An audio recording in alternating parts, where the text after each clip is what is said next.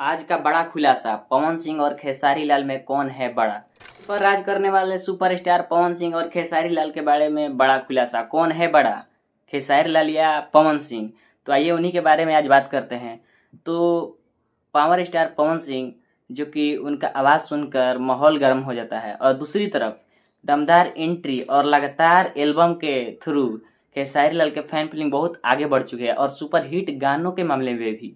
दूसरी तरफ पवन सिंह को बता दें, पवन सिंह वो भी बहुत बड़ा स्टार हैं, जो कि अभी उनका हालत मतलब थोड़ा दयनीय हो चुका है, क्योंकि वो केस के मामले में उलझ गए हैं अपनी पत्नी को लेकर। इसलिए नहीं तो वो भी मतलब पहले शेर थे, लेकिन अभी उनका दबदबा थोड़ा घटा हुआ है।